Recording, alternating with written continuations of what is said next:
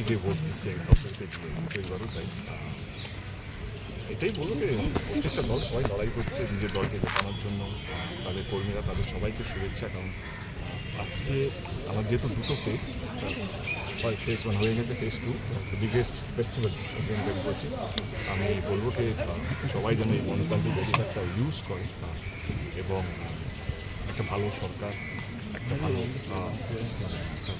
ভবিষ্যৎ যেন আমরা আমাদের ভোটের মাধ্যমে করতে পারি, এটাই অনুরোধ করবো। কী বলছে, আগেবার আমরা 85% ছিলাম, রাইট? আজকে যদি 7.5 কোটির মধ্যে যদি 90 লাখ ভোটার যদি বাদ যায়, এমনি 12% বেশি ভোট বাদ চলে গেছে। আমরা যদি 12% থেকে 80% অ্যাড করি, 90% তো এমনি চলে যাচ্ছে। এবং আমার মনে হয় যত এটা হওয়া উচিত, মানে যত বেশি ভোট পাবো তত বেশি ভালো। মানুষ যে বোঝাতে হবে প্রত্যেকটা ভোট কিন্তু ইম্পর্টেন্ট, মানুষকে বোঝাতে হবে কিনা every vote matters, every vote counts. তো এটা হচ্ছে ইটস এ গ্রেট থিং। রইল তৃণমূল কংগ্রেস এবং বিজেপি। আমি আমার দল আমি চাইবো, যেহেতু আমি 1 মাস ধরে দলের হয়ে প্রচার করেছি, আমি চাইবো আমার দল আবার সরকার করুক। এটা আমার মনে হয় এটা তো অন্যায় না। যে কোনো দল তাদের কর্মীরা যেভাবে চায়, আমি আমার দলের জন্য আমি সেটাই চাই যে আমার দল যেন চতুর্থবারের জন্য মমতা ব্যানার্জির শপথ নিই। এটা তো আমার স্বপ্ন, এটা আমার ইচ্ছে। এবার বাকিটা 4 তারিখের মধ্যে আমরা সবাই জানতে পারবো, যেরকমভাবে তোমরা জানতে পারবে, যেরকমভাবে আমি জানতে পারবো। কারণ ভোট কে কাকে দিচ্ছে সেটা তো আমি ওই ভগবান, রাজনীতির ভগবান নইকে আমি ভবিষ্যবাণী করতে পারবো। এটাই বলবো যে মানুষ নিজের পছন্দের প্রথম লোক প্রার্থীকে ভোটটা দিক, এটাই সেখানেই আমার সমর্থন। এটা জানি না কতটা ঠিক হবে বলা না। আমার মনে হয় যে যেইভাবে পপুলেশন বাড়ছে, মানে আমার মনে হয় যে কোনো সরকার, সে রাজ্য সরকারে হোক বা কেন্দ্র সরকারে হোক, কারণ চাকরির অবস্থা দেখতেই পাচ্ছেন, শুধু বাংলা বলে না, ভারতবর্ষে চাকরি নেই। যারা যারা বলছে দুপুরে চাকরি নেই তারাও আজকে দিচ্ছে। আমি একটা পলিটিক্যাল স্টেটমেন্ট দিচ্ছি না। আমার মনে হয় পপুলেশন কন্ট্রোলটা আমাদের মূল হওয়া উচিত, কারণ সেটা 20-25 ইয়ার্স। চায়না একটা সময় আমাদের থেকে অনেকটা এগিয়ে ছিল পপুলেশনে, আজকে চায়নাকে আমরা বিট করি। চায়নার জায়গাটা আমাদের 3-4 গুণ বেশি, ওদের কান্ট্রিটা আমাদের থেকে লাইক এরিয়া ওয়াইজ আমাদের থেকে অনেক বড়, আমাদের সেই কান্ট্রিটা অত বড় না। আমার চাই কি দিদি যদি ফেরত আসে, দিদিকে বলবো এবং সরকারকে বলবো, যেই হোক না কেন। এবং আমার মনে হয় কি কেন্দ্র সরকার স্পেশালি সবকটা রাজ্য সরকারকে মিলিয়ে একটা লং টার্ম প্ল্যান করতে, এটা 20-25 বছর লাগবে প্ল্যানটা। এখন থেকে কীভাবে আমরা পপুলেশন কন্ট্রোলের মধ্যে যাব, কারণ এই পপুলেশন কন্ট্রোল করলেই দেখবে চাকরি, অনেক কিছু সমস্যার সমাধান হবে।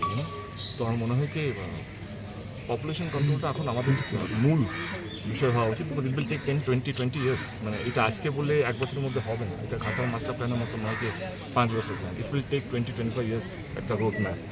আমার অনুরোধ কেন্দ্র সরকার এবং রাজ্য সরকারকে যে এইটা নিয়ে একটা জয়েন্টলি ওভারঅল ইন্ডিয়াতে যদি একটা সব স্টেট মিলিয়ে, দেশের প্রধানমন্ত্রী মিলিয়ে যদি এটা নিয়ে উদ্যোগ নেয়। আমি এমপি বা আমি একটা বলতো আমার সেই ম্যাটার করে, তোমাদের সেও ম্যাটার করে। তোমাদের কী মনে হয়, এটা অন্যায় কি অন্যায়? অবশ্যই অন্যায়। এই অন্যায়ের বিরুদ্ধেই আমরা লড়ছি, মানে আমাদের দল লড়ছে। যেটা ভুল সেটা ভুল, যেটা ঠিক সেটাকে ভুল প্রমাণিত করা হচ্ছে জোর করে, সেটা ভুল। এবং আমি এটাকে প্রতিবাদ করছি। আমার এই যে ধর্ম, যেটা আমি সবসময় বলি, মানে আমার মঞ্চ থেকে আমি বলি যে ধর্মকে মাথায় রেখে যদি আমরা সবকে, মানে নির্বাচন কমিশন যদি ধর্মটাকে মাথায় রেখে, সিআরপিএফের মতন মানে এমন একটা প্রতিষ্ঠান, মানে এমন একটা এজেন্সি, তারাও যদি কে কোনটা পড়ছে কাপড় দেখে তাকে ভোট দিতে দেবে, এটা তো অন্যায়। এবং আমাদের দেশের ভাবমূর্তি নষ্ট হচ্ছে। আমাদের দেশ একটা সেকুলার দেশ, আমাদের দেশের সমস্ত রকমের ধর্মকে আমরা সম্মান করি, বেশভূষা, আমাদের ধুতিকে সম্মান করি, আমরা সবাইকে সবুজকে সম্মান করি, আমরা মাথার তিলককে সম্মান করি, মাথার টুপি পরাটাও আমরা সম্মান করি। এটা তো আমাদের দেশের কালচার, এটা তো আমাদের অহংকার। সেই অহংকার ভেঙে যাচ্ছে কোথাও মনে হয়।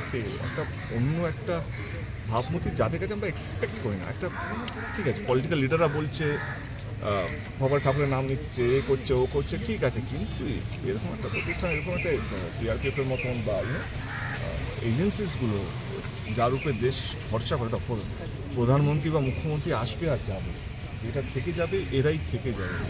ইসি বলো বা সিআরপিএফ বলো বা ইডি, সিবিআই, এরাই তো থাকবে। নেতারা আসবে যাবে, মুখ্যমন্ত্রী আসবে যাবে, প্রধানমন্ত্রী আসবে যাবে, কিন্তু দেশ তো চালায় এরাই, ডেমোক্রেটরাই তো দেশ চালায়। তারা যদি এটাকে অ্যাকসেপ্ট করে নেয়, ডিসক্রিমিনেশন করে নেয়, অ্যাকসেপ্ট করে নেয়, তাহলে আমাদের দেশটা সার্ভাইভ করতে পারবে না। খুব বেশি আমরা খুব তাড়াতাড়ি আমরা সফল হয়ে যাবো। মানে এটা এইবারে ইলেকশন 2026 ইলেকশনে বাংলায় বিশেষ করে দেখা যাচ্ছে। আমার তাই না, এটা তোমরা কীভাবে নেবে আমার অনুরোধ। দেশ কিন্তু নেতারা চালায় না, দেশ চালায় কিন্তু ব্যুরোক্রেটসরা, ডেমোক্রেটসরা।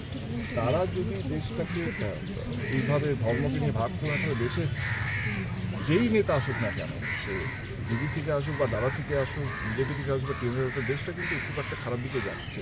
দেশকে এখন কিন্তু বাঁচিয়ে রেখেছে ডেমোক্রেটস অ্যান্ড এই এজেন্সিসগুলো, ব্যুরোক্রেটসগুলো।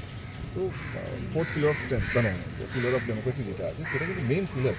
তারাও যদি ধর্ম মানে পক্ষপাতী হয়ে যায়, ধর্ম নিয়ে যদি করে, তাহলে এটা খুবই দুঃখজনক। এটা আজকের জন্য না, 2026, আজকে আমরা কবে কথা 29 এপ্রিলের কথা বলছি না, তো 2030, 40, 40 এই জন্য আরও খারাপ হতে যাবে, আরও একটা অন্য দিকে চলে যাবে। এবং আমরা এসে কান্ট্রি যেটা নিয়ে আমরা গর্ব করতাম, ডেমোক্রেটিক কান্ট্রি, একটা secular country, biggest democracy in the world, সেটা কোথাও যেন এখন কোথাও একটা চিহ্নতে চলে এসেছে, একটা প্রশ্নমুখে চলে এসেছে। আমাদের এই প্রশ্নগুলো ফেস করতে হচ্ছে, যেটা আমরা কোনোদিন ভাবিনি এই প্রশ্নটা আমাকে ফেস করতে হবে।